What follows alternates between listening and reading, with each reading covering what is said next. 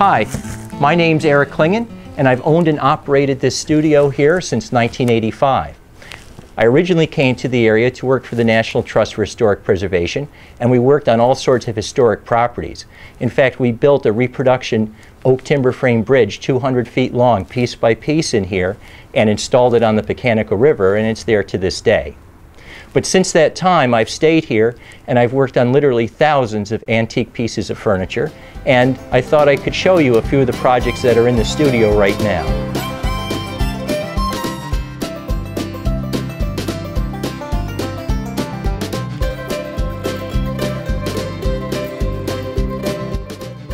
I'm putting the finishing touches right now on a late 19th century shaker chair.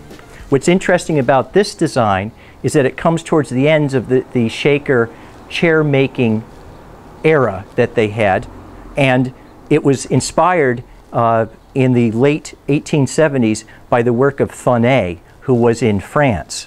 And what they did is they took his design ideas and created their own special version, which includes elements from the old world and also the very peculiar shaker aesthetic of clean and simple lines. So it's much less ornate than the original Thonet design. And just like many other shaker chairs, it was designed so that it could hang up on the wall and be out of the way while they cleaned their living spaces. So it's a nice late example of shaker workmanship. This is a real nice example of a early to mid 19th century Empire-style secretary desk. And it's made out of a beautiful flame grain mahogany that was designed to really glow with the addition of traditional French polish finish. So after I did the repair work to the structural problems and the veneer, I'm now doing just a final French polishing to bring out that beautiful grain. And it's very appropriate for this period piece to have this kind of finish on it, and nothing else really is as beautiful.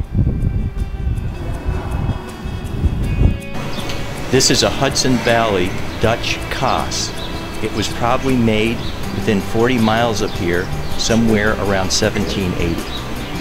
I'm going to reapply this molding with a traditional animal hide glue. This is the type of glue that was used on furniture making for hundreds of years until we developed modern glues. So it's the right type of glue to use for this, and it is reversible. Get that in there. And it actually is very nice and sticky, which is an added bonus. I hope you enjoyed this little talk, and if you're ever in Terrytown, please drop in my studio. You can also go to terrytownwoodworks.com to even learn more about what I do, and please feel free to contact me about your furniture.